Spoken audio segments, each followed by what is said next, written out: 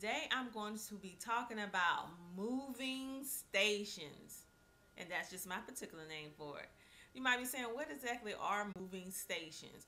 Well, if you saw my past video about learning stations, they're very similar to moving stations, the same concept, so to speak, except these stations are designed for homeschoolers that have little cute kiddos in the age range from 3 or 2 to 3 to, wait, let's see, 2, 3, 4, 5, give or take.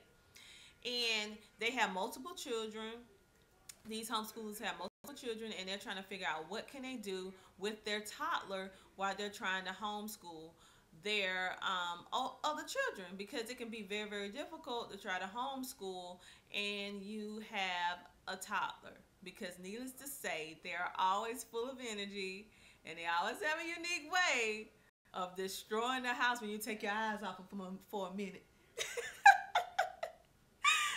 So I was trying to think of some things that I can do for my subscribers that can help you along the way, so to speak, about some things that you can do. One thing I want to just tell you, I don't know of any toddler that's going to ever be still, not unless they're asleep. And in some cases when they're asleep, they're still moving. They're a wild sleeper. So let me just give you the encouragement. You're not alone. All toddlers going to move. It's going to be difficult, but maybe these moving stations will help you. But you just have to do a little prepping before. Moving stations is educational stations that is centered around moving. So if you have different little areas in your room or your home, wherever you want to set it up, like for example, let me give you an example. Say for example, you want your child to learn how to count to 10. Well, you can draw little pictures because they don't know how to read yet most of the time. Now, some 3-year-olds can read, but for the most part, most toddlers don't know how to read yet. But they do know pictures. So what you can do is you have one station, and that's your math station. And it's centered around numbers and counting. You can have like a little poster. You can have a pointer, a ruler, or something that they can point to or hit the word on the wall. Like, okay, 1. When you say 1, they hit it.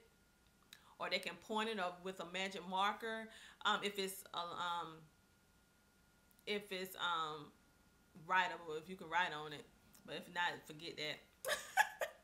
Okay, say for example that doesn't work for you. You're like, I'm not giving my toddler no marker, and they might write up my wall. But then forget that. Well, how about this? You can actually have a picture of a person doing jumping jacks or jumping rope, and then you can have them say, okay, we're going to learn how to count our numbers, but you're going to jump, or you're going to hop like a froggy. And for each number, you hop like a frog. So when you hop, say the number. So they can say 1 and hop, 2 and hop, 3 and hop. That would be math. Say, for example, you're just trying to teach them teeny tiny little words that they're familiar with, like in, and, so. And that's good to start with A. Even though cake is a bigger word, but most kids know what cake is. So you can use that word for every letter that they can do. They can hop. They can hop with both feet, because sometimes coordination is a problem in that age bracket. So if they can hop on one foot, that's great. If they can't, they can just hop with both of their feet, or they can jump up and down and say the letter. If they're still working on their ABCs, you can use the same technique to help them with their ABCs. You can have them touch a wall or a chair, or you can put one of their little toys down, one on one side of the room, one on the other side of the room, and when they go to say A, they run all the way to their favorite animal and say A, touch it, or give it a little kiss, and then run back to the other animal that they love, kiss it, or whatever you want to do, give it a little kiss, give it a little hug, or touch it on the head, or however they want to do it, and say B, and they repeat the process. Then after that, They should be a little bit tired. You can give them a little snack, a little bit of milk, maybe they'll go down for a nap. Maybe. If not, then you can put in one of those leapfrog videos or any educational TV show or video that you can think of that they like, that they can be their downtime where they can actually learn. Or you can play some music that keeps them moving for the music and let them dance. So while your other children are working, your toddler is working as well, and you're not trying to stifle them from moving, and because it's going to be very difficult and stressful for you to try to stop a toddler from being a toddler, because most toddlers are going to explore. So you can even have hide and seek ABCs, hide and seek numbers, hide and seek, find the shape. You put them in a certain area where they can see them, but it's still kind of hidden. So when they find it, they feel great. And then they can say, circle. You can say, okay, find the circle, baby. Find the circle. And you point them in the area in which the circle is, but still leave a little area for difficulty so they can actually seek out the particular flashcard or whatever you're using. And then once they find it, yay, they get like a little prize. And maybe they get a Cheerio, or maybe they get a hug, maybe they get a little kiss, or maybe they get a little cheer. You did great. So that's different ways in which you can keep the toddler active. The toddler will be learning, and hopefully with all those activities, they'll have a very good nap. And it'll give you some downtime as well. So while you're trying to teach the other children, it won't be as difficult. Now, if you have, during those moments of downtime where I said they can watch an educational movie or do something that's kind of hands-on, like whatever you decide that's hands-on, that's safe for your child. I recommend just watching a DVD, maybe give them their favorite drink or snack that they can eat, that's safe for them to eat without you having to be in front of them. That you could be in the same room where you can see them, but you might not be right beside them. Something that's soft that won't get stuck in their throats.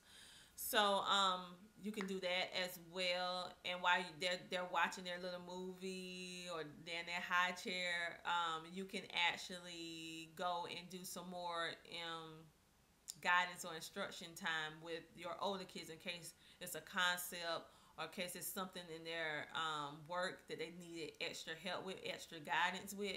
That can be your time while your child is occupied. The toddler is occupied. That can be a time in which you can use or utilize to help your older children, if they have difficulty with a certain subject and stuff, because right then you already did all those activities with, well, actually, you don't have to do it when you can just direct your child how to do it, because you don't want to tire yourself out. Direct the toddler how to do it, and then they're doing all that. You're cheering them on. They're learning at the same time. That's a curriculum you did not have to buy. I know this is a debate for most homeschoolers. Some feel that you should buy curriculum for a 2, 3, 4, 5-year-old, and some feel like you shouldn't. It should be natural play. That's more than enough. Now, I'm kind of on the spectrum where I feel like natural play is good, but I also feel like if you're a person who needs structure, it's nothing wrong with you going out buying something. I just do not endorse you buying all that expensive curriculum for a 2, 3, 4, 5-year-old that I personally cannot afford it, nor would I buy it, because it's so much free, so many different free things out there for that age bracket, so many different resources that you can use in that age bracket that is sufficient without breaking the bank. I mean, Dollar Tree is awesome. They have so many different things for preschool and kindergarten. They have things from like pre-K up to about 4th grade, give or take. So you can like take $5, $10 and do, if you had 20, you can do your whole school year. So, I mean, I wouldn't endorse spending all that outrageous amount of money for a toddler for homeschool at that age. I mean, I personally wouldn't. But if you have the money and that's what you want to do, one thing, a beautiful thing about homeschooling, we do what's best for our family. Just because it wouldn't fit my particular family, I don't feel it's necessary, but you may feel it's necessary, and that's perfectly fine. That you have to do you. You do you. I'm just here to give you some ideas and tips and stuff like that. But if you on a strict budget, like me, then that is unnecessary. You can so easily teach pre-K, kindergarten, and first grade without all of that. Especially pre-K and kindergarten. I mean, woo, that is, boy, the list goes on and on how many free stuff that you can use just for that. Oh, and if, I don't know how you feel about electronics and your young children, but if you're a person who don't care about that, you, of course, you give a timer. They don't be on it all day, but you can also have them do different little activities on an iPad or a Kindle or a laptop or however you have it. Or if you have like a toy, educational toy that your children can use that they play with, while your toddler can play with that individual educational toy and watch their movie, they'll be occupied and have their little snacks already ready for them. You can also concentrate more on your other children than your homeschooling. So this is a video that's designed just for my homeschool moms, dads, or whoever homeschooling that has those cute little boo-boos that's between the ages of 2 and 5 that has all this energy in the world, and we're trying to say, sit down, please sit down. Well, guess what? They're not going to do it. So instead of telling them sit down, use their energy to help support the educational process and make it fun. And maybe you will get a nap out of it. Well, this is Tina from Lakeshore Academy giving you some helpful tips on what you can do with our lovely preschoolers that keeps us on our toes. Have a great day. Bye.